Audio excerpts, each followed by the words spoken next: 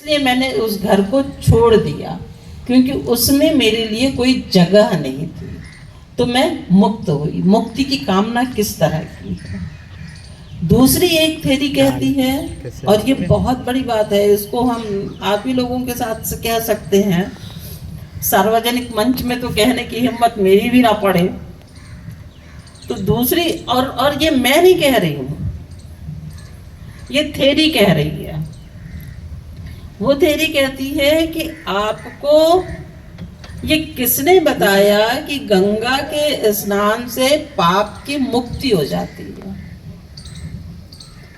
यदि गंगा पाप धो देती है तो वो तर्क करती है फिर कि यदि गंगा पाप धोती है तो क्या वो पुण्य नहीं धोती होगी।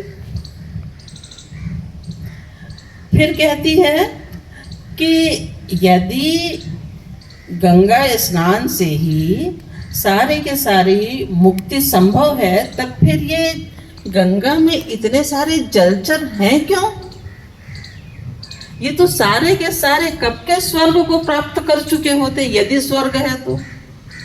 फिर अंत में वो बिल्कुल अभिधा में आती हैं और कहती हैं कि ये तो मतलब, अब देखो मैं शब्दशः इस्तेमाल कर रही हूँ, मैं कोट कर रही हूँ, यह तो ब्राह्मणों का मूर्खों के प्रति उपदेश है। कितनी तेज बात। आज से 2500 साल पहले वो स्त्री कह रही है। एक तीसरी थेरी भी है, वो बताती उसके थेरी बनने का कारण था कि वो भी अपने घर में बेहद प्रताड़ित स्त्री है और रोज उसका हस्बैंड उसको मारता है, रोज परेशान करता है। तो वो उसको लेकर के बहाने से एक पहाड़ी में जाती है, पहाड़ पर चढ़ जाती है और वहां से अपने हस्बैंड को धक्का दे देती है। जब उसके हस्बैंड की डेथ हो जाती है तो इसको डर लगता है कि मैंने ये क्या कर दिया, और फिर जाकर के वो थेरी बनने का चुनाव करती है। तो आप ये देखिए कि मतलब सम्यक प्रकाशन से आपको मिल जाएगी थेरी गाथा। सम्यक प्रकाशन में है, प्रोफेसर विमल कीर्ति पाली प्राकृत के प्रकांड विद्वान थे, उन्होंने उसका अनुवाद कर दिया है। आप लोग उस किताब को बिल्कुल बेस किताब की तरह लेके चलिए, अपने प्रस्थान बिंदु की तरह लेकर के चलिए। उस किताब को ज़रूर पढ़िए, और थेर गाथा भी है, उसको भी ज़रूर पढ़िए। जब तक हम अपने इतिहास से रूबरू नहीं होते, इसीलिए बाबा साहब ने कहा था ना कि जो समाज अपने इतिहास को नहीं जानता वो अपने भविष्य का निर्माण कर नहीं सकता है। तो हमारे पास ये आधार बनते हैं अपने भविष्य को निर्मित करने के लिए। और ये बीच में आप लोग, यदि हम हिंदी साहित्य की बात करते हैं तो आदिकाल में आप सरहप्पा को एक बड़ी आवाज़ के तौर पर देख सकते हैं कि किस तरह से वो सीधे सिद्ध साहित्य में सरहप्पा सीधे ब्राह्मणों की कमियों को गिनाते हैं। मैं यहाँ बैठ करके ब्राह्मणों के प्रति कोई क्या कहते हैं हीन भाव पैदा नहीं करना चाहती। हमारा उद्देश्य है कि हम साहित्य को समझने का एक संतुलित तरीका अपने भीतर विकसित करें, क्योंकि हम सबसे मिलकर के ही कोई भी देश या समाज बन रहा है। उस समाज को, उस देश को बनाने के लिए वो संतुलित दृष्टि हमारे पास होना अनिवार्य है। तो आप सरहप्पा के पास आइए। सरहप्पा के पास आप फिर भक्ति काल और रीति काल में, तो भक्ति काल में तो बड़ा व्यक्ति है ही कबीर कि वो किस तरह से बात कर रहे हैं। रीति काल में आप आते आते तक देखेंगे कि भक्ति काल में मीराबाई दिखाई दे रही हैं, जिस तरह से जितनी तेज आवाज़ के साथ वो बात कर रही हैं, वो भी पितृसत्ता को बहुत जोर से गरियाती हैं, वो भी ब्राह्मणवाद को बहुत जोर से गरियाती हैं। और फिर उसके बाद आप देखते हैं कि रीतिकाल में लगभग लेखिकाओं का लोप है, लगभग वो दिखाई नहीं देती, और दिखाई देती हैं तो वो कहीं केशव बहू के नाम से दिखाई, दो ही नाम ताज और शेख।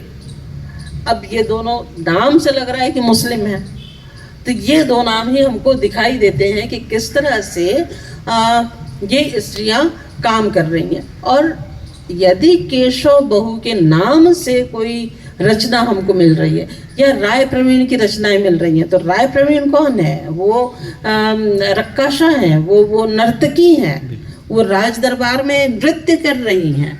तो जो नर्तकी है उसको अपना नाम बताने में दिक्कत नहीं है, समाज उसका नाम सुनने में परेशानी महसूस नहीं कर रहा है।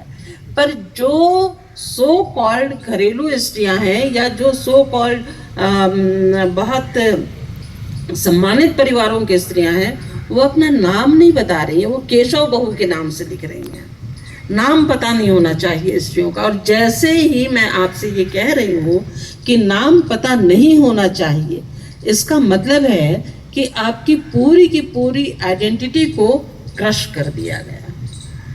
जब आप अपना नाम ही नहीं बता पाएंगे, यही हिम्मत नहीं कर सकेंगे, तो आप जो कह पा रहे हैं वो कैसे सैद्धांतिक तौर पर, तार्किक तौर पर लोगों के सामने जा सकता है।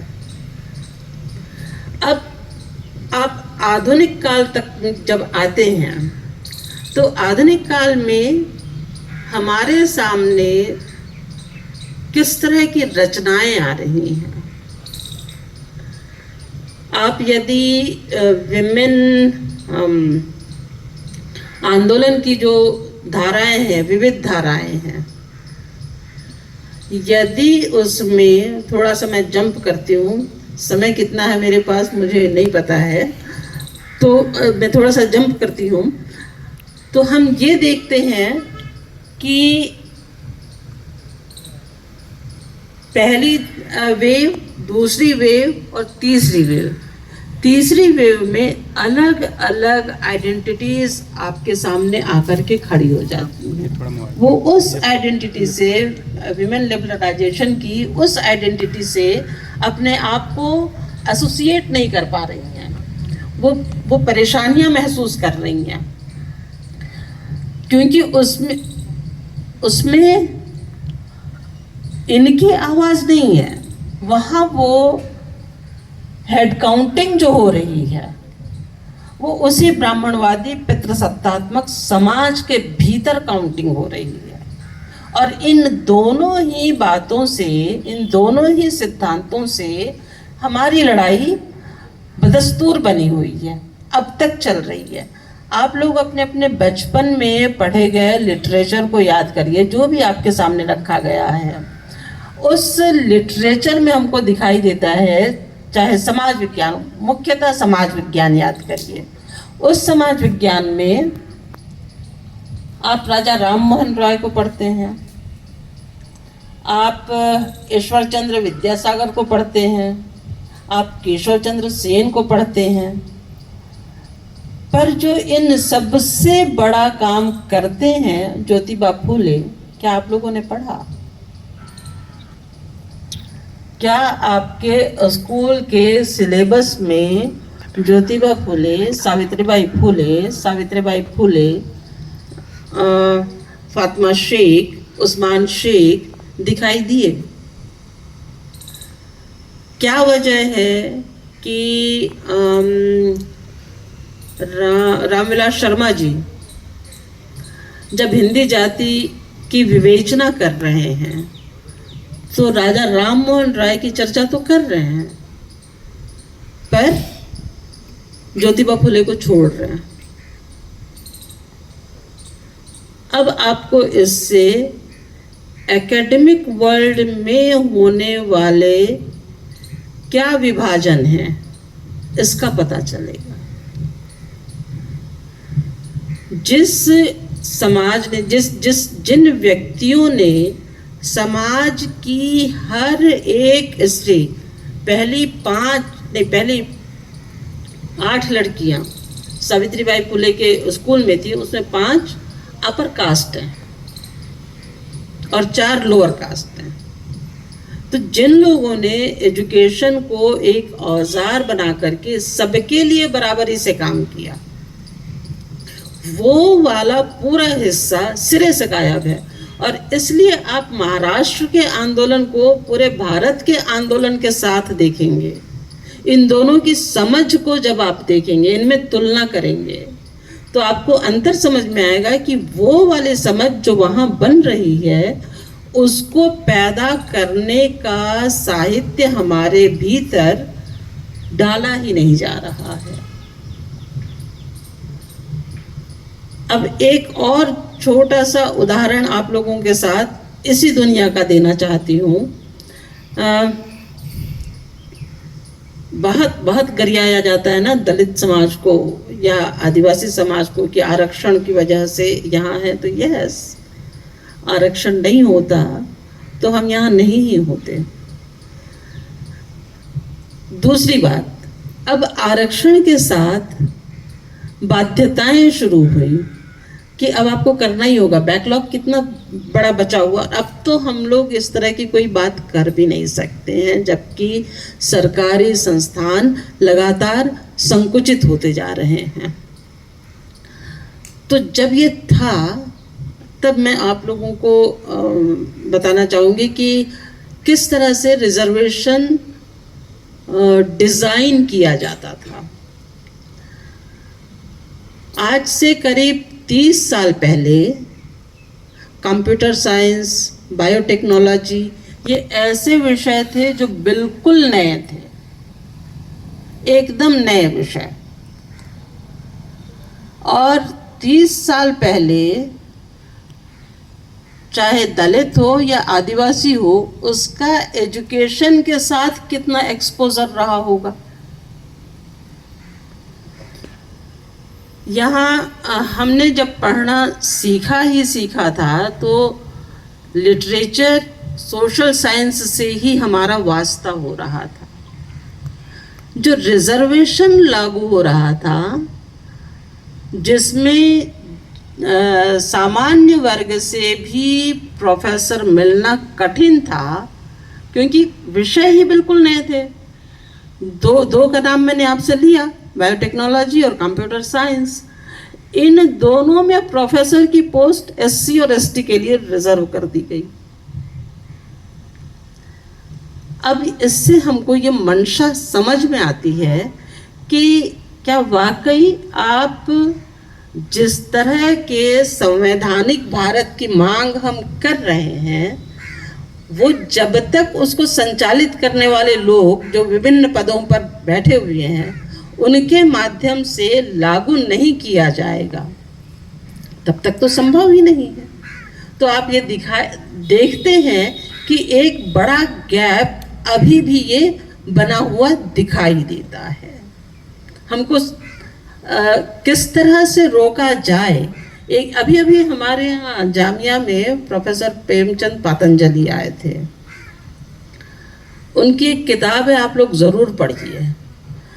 संपादित किताब है प्रोफेसर प्रेमचंद पातंजलि की, सामाजिक न्याय के 50 वर्ष। और इसकी भूमिका में वो बताते हैं कि किस तरह से वो बिल्कुल अनुपात के साथ बताते हैं कि 1980-81 तक ब्राह्मण, मुसलमान, भारतीय ईसाई या भारतीय मुसलमान, मतलब वर्ग कैसे बनाए जा रहे हैं, पद कैसे लिए जा रहे हैं, तो इनका क्या परसेंटेज था, ये सारा का सारा वो उसमें बता रहे हैं। आप लोग को ज़रूर पढ़नी चाहिए।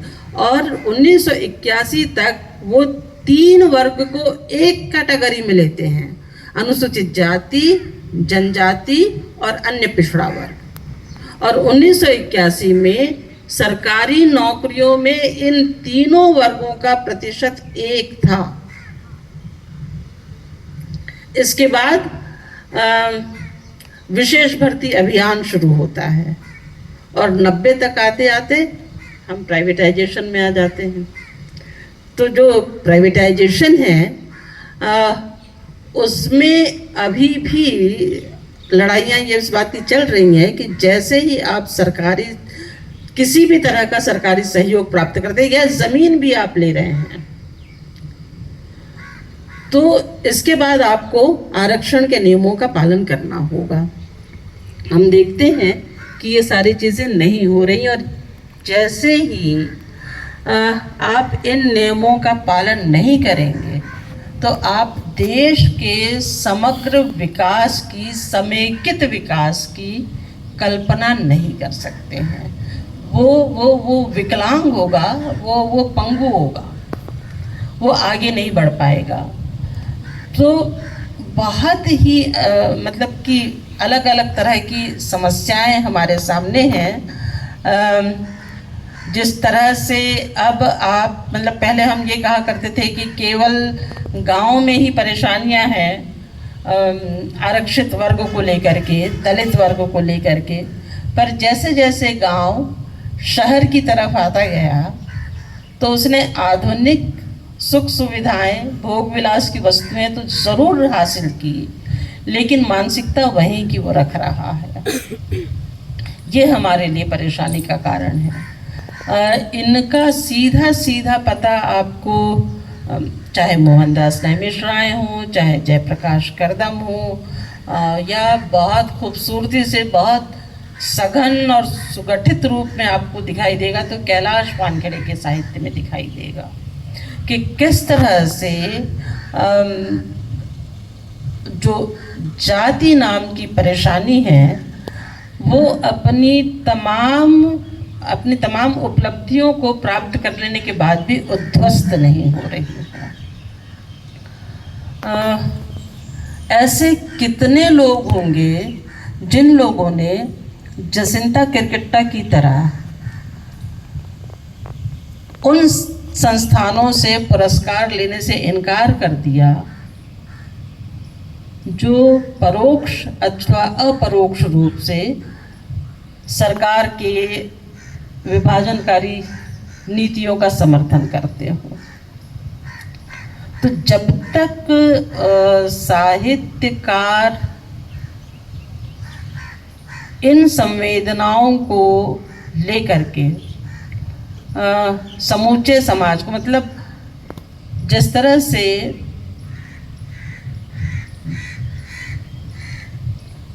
से तुलसीदास जी की मान्यता है, स्वीकार्यता है, और जिस तरह से रामचरितमानस या महाभारत आदि ग्रंथों को ही तमाम प्रगतिशील लोग अपना आदर्श बताते रहेंगे, तब तक उस दर्शन से, उस स्थापना से आपकी मुक्ति संभव नहीं है। साहित्य के तौर पर स्वीकार करना, दर्शन के तौर पर स्वीकार करना, दोनों में अंतर है। जब तक आपकी सुसुप्त मानसिक संरचना वहाँ से अपना खाद्य पानी प्राप्त करती रहेगी, तब तक आप संवैधानिक भारत का निर्माण करने में सक्षम नहीं होंगे। हमको उस तरह की चीज़ों को समझने के लिए जो प्रतिपक्ष का साहित्य है उसको समझने की एक संतुलित दृष्टि का विकास करना ही होगा। धन्यवाद।